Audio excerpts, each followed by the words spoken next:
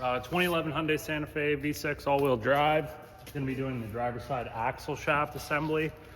We got an axle shaft here from Auto Shack, and there's the part number for the driver's side, DSK 22882.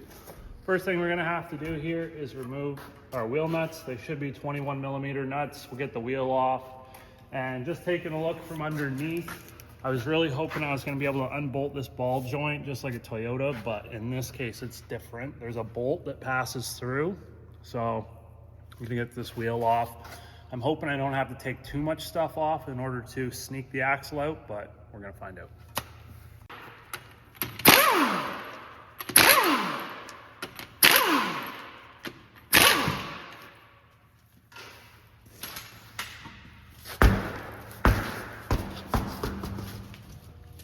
Okay, so I think what I'm going to do is, well, we need to disconnect this ABS wheel speed sensor in order to gain enough slack to be able to move things out of the way. I don't want to completely take the knuckle out. I want to see if there's a way that I can do this that's faster, and then yeah, we'll be able to hopefully save you guys some time. Let me think about this for a second. Okay, we're going to try to get this cotter pin out of here. If yours is rusted in place, not a big deal. You can just hammer the axle nut socket over it, and it's just not going to be a big deal because we're changing the axle, so we don't need to drill it out or anything for a new cotter pin. Let's see if I can just break this off like that.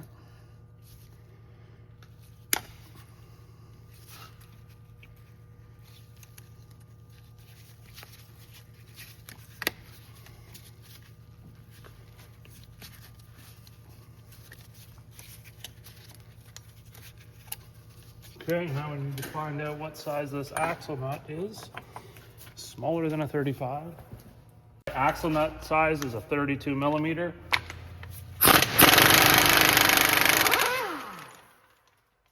And there's a little spacer washer that's in behind there.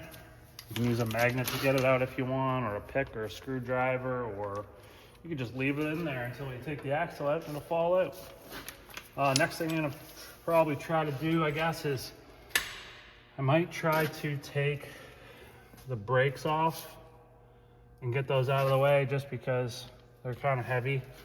Like I say, with the Toyotas and the bolt-in ball joints, actually I might be able, you know what? We're gonna try that. I'm gonna take the bolt out of the ball joint. I'm gonna try to get the ball joint out of the knuckle, and then we'll see if we can just move this whole thing out. I'm still gonna have to take the caliper off to gain room for the length of this hose. I'm still gonna have to disconnect my ABS harness. Now,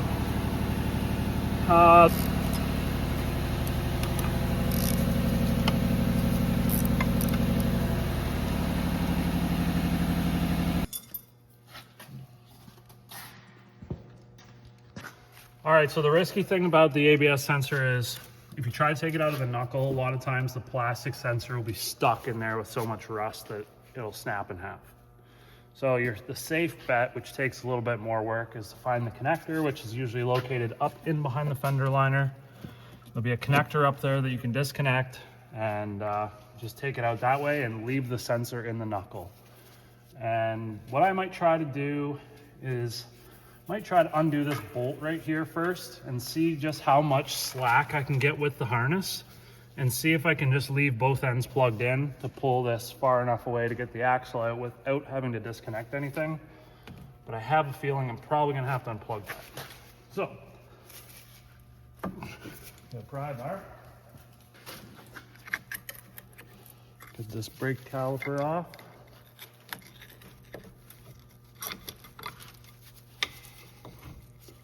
We'll hang it up.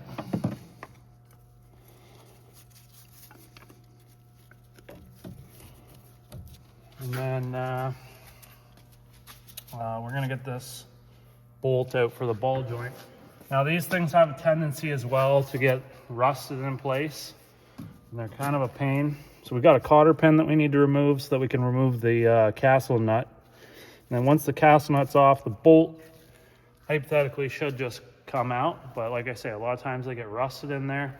And so be careful, because if you try to just go on the other side where the head of the bolt is and use like a ratchet with a socket or a wrench, a lot of times it just snaps the bolt in half. So we're gonna try to get this thing out. These bolts have been replaced about 1.5 years ago, so hopefully they're not too bad.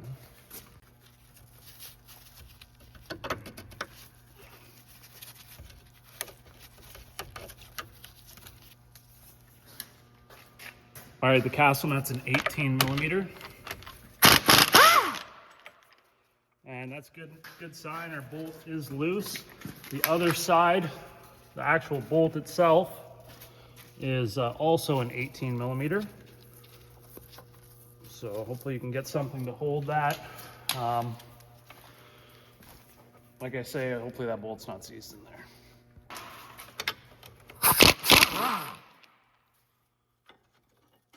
All right, now we got the bolts out. What we can do now is try to get this ball joint out of here. And you can see now we've got a little bit of movement. The stud wants to come out. What you may find is the knuckle will be sort of like compressing on that stud. And there's a slot in the back of that knuckle that you can spread a little bit if you need to. And I'll turn this so you can see what I'm talking about. Oh, steering's locked. So, anyhow, yeah, hopefully you can get in there.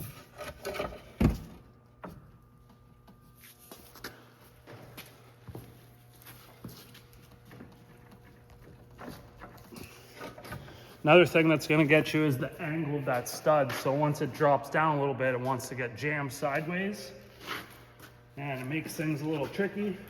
So I'm gonna have to unlock the steering to position the knuckle so we can get in there. All right, so we're gonna try this.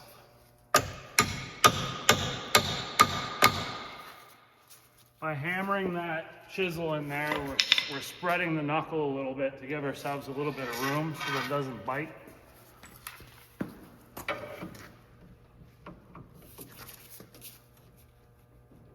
It really is just the angle of the knuckle. If I could push the knuckle in more to keep that straight while I pry, then I could get that out. But it's just not gonna work. Okay, just wait.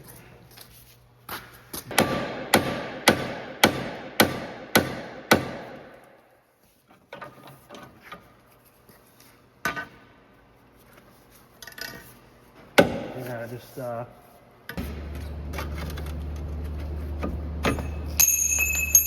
that out? Yeah. Okay. Beauty. Kind of. Yep. Clean this off a little bit. Hopefully this bolt doesn't snap off. Now, yeah, so that ball joint, all there is to it, it's just really the angle. You could try with, like, if it's just you in the driveway doing it, maybe grab like a ratchet strap or something to pull the knuckle into the right position so that the stud is perfectly straight in the hole for the knuckle. And then once it is, it'll come right out. So now, next thing I want to do, take this out. Should buy us some room.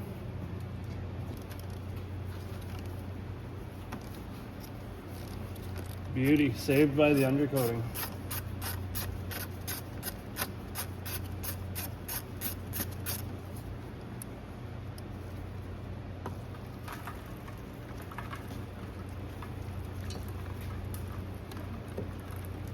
Looks like we have just a plastic clip right there, so I'm going to get a little trim tool. We'll pop that out.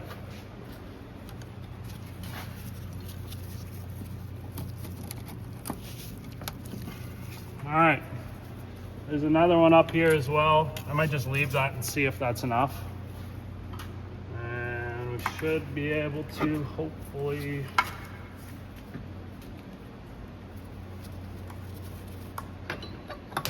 Yep, just like that, we'll pop that out. There's our little washer. It's got like a split in it. I don't know if it's probably a lock washer, to be honest with you. So I'm sure that's supposed to be there. Okay, now we need to get this axle out of here. This should be pretty easy. I'm gonna lift this thing up, basically gonna go from underneath and stick a pry bar in behind the axle. So it's gonna look like this, right? Transmission's here, and we're just gonna slip right in between the transmission and the back of the axle and see if we can pop it out like that. All right, just like that, use the pry bar. You can feel it when it pops out. There's a little circlip that's on the end of the axle. We can just grab the axle, hopefully slide it out. There's a plastic cover that's kind of in the way, but that doesn't really matter too much. There's the circlip. It's this piece right here. And it's important the orientation of where this is on the new one when we go to put it in. You'll notice there's an opening on this part of the clip right here. So you want the opening to be on the bottom so that the clip sits like so. And if you have it sitting on the top, you'll notice that there's a lot of clip hanging out the bottom. And what'll happen is usually the splines of the gear on the inside of the transmission will grab a hold of that and it'll chew that clip. You'll have a really hard time getting this in, but if you do manage to get it in, there'll be like parts of that spline that'll get basically inside the transmission. Not very good. So we'll just compare these quick before we throw it in. Make sure the length looks right. Looks pretty good to me. You can see we're missing a rubber damper, and this is just literally for vibrations basically. A lot of aftermarket axles do not have them on there, so I haven't had an issue with them yet. Usually what makes these go bad is the constant velocity joint inside will wear out. And the reason they usually wear out is from a hole like this where the grease will leak out. And then once there's no lubrication, you'll get some play in there, which then contributes to vibrations under acceleration, or you'll get crunchy noises when you're turning. Yeah, crunchy, snappy noises, low speeds turning. So, okay, we're pretty much ready to put our new axle in. At this point in time, it's really up to you if you want to put a new seal in the transmission. You can see it in there. This is the time to do it. The seal is pretty cheap. This one is not leaking, so we're just going to leave it. This car has a lot of kilometers on it, but it's not leaking, so we're just going to leave it. Grab our new axle. And you may want to grab yourself like a rubber mallet or a dead blow hammer that's like a soft plastic kind of. Something that's not going to destroy the end of the threads on here, because when we try to put this in, we're just going to try to shove it in there. And if that doesn't work, then we're going to have to hit the end of it and try to just like jar it into place. So we'll give this thing a go and see if we can't just stuff it in there.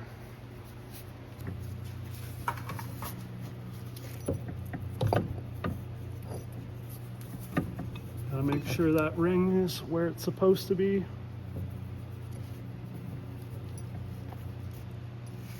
Right about there.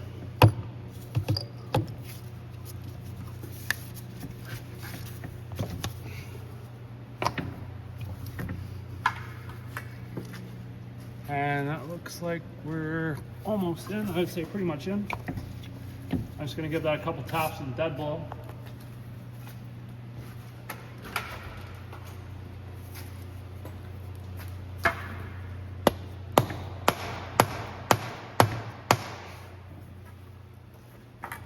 Beauty. So this is the hammer that I used. Just a snap-on, dead blow. Anyhow, now that that's in, we're ready to start to reassemble. So we'll take this nut off first. One thing you may want to do is look on the inside of the knuckle right now. And the speed sensor is actually magnetic, so you may have some rust if yours is a lot rusty. Might want to clean some of that rust out. Make sure there's no rust stuck to the end of the sensor. Very important. And yeah, let's get this thing down and get this thing put in.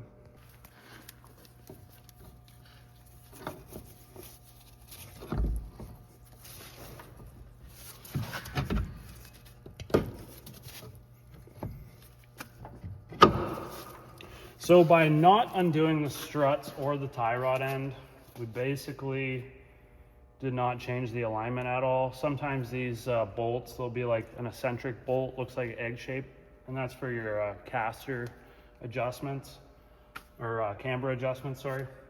And the tie rod end, you're not gonna be undoing the jam nut or anything like that. So basically doing it this way, I would say, is probably the fastest way. And also it's gonna save you from having to go get an alignment. If you were to take these bolts out, there's a chance you could go out a couple degrees and might contribute to some tire wear characteristics. So I'm just gonna clean any of the grease and dirt and stuff off that's around this ball joint. Now, if this is the first time you're taking this thing out and you did manage to get the bolt out, you made it to this point in time, before you put this back in, I would say to clean that hole out the best that you can. And try not to use anything super abrasive. We just want to clean out any rust that may form in there. It's just going to help in the installation process, basically. So then, yeah, all we're going to do is just line our ball joint up with the hole. Whoops. Get this sort of situated back in place. So it drops in, just like that. And we can throw our bolt in there in a second. I'm just going to re-secure our ABS wiring. One plastic clip, one 10mm bolt, and then just this one rubber grommet that's on the strut itself. Just like so.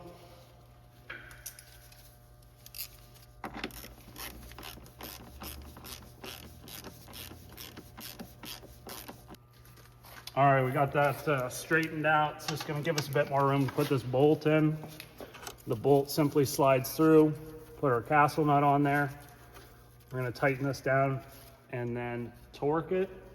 And then we're also at this point in time gonna put our lock washer on.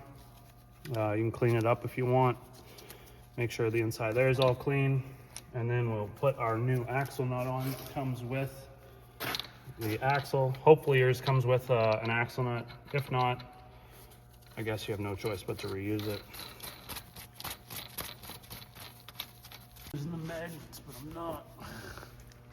All right. This nut gets torqued down to 115 foot-pounds.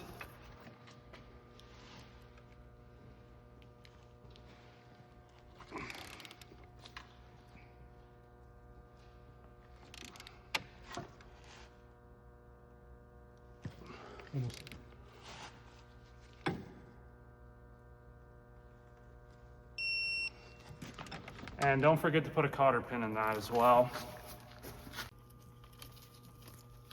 Yeah, so make sure, another thing I didn't really pay attention to was where the hole is on the bolt. And if you make the mistake like I did and leave the hole in a dumb spot, then you're gonna have some trouble getting the cotter pin through.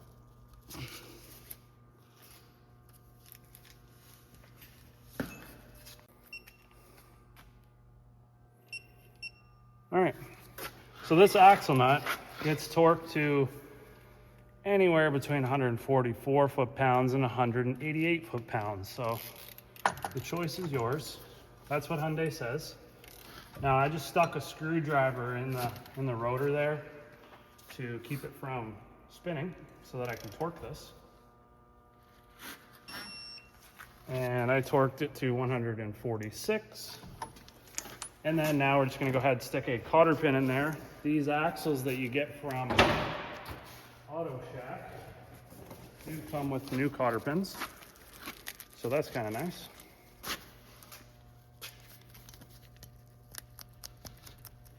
And looks like I'm gonna have to just tighten that a little bit more to get the hole to line up. Let's try that. Beauty, that does it. And we'll just bend that over. Give it a little love tap. Boom, just like that. Now we're ready to install our brake caliper Now, once we get this on here, we should be able to put our wheel back on. All right, your caliper bolts here are 30 foot-pounds.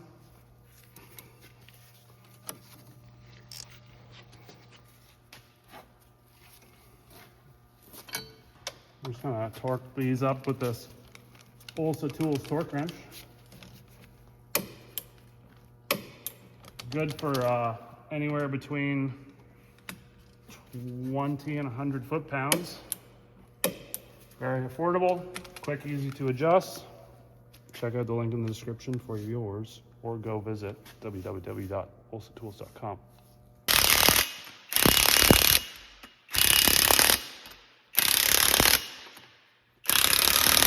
All right, once you get the wheel on, go ahead and torque your wheel nuts down in a 5-star pattern.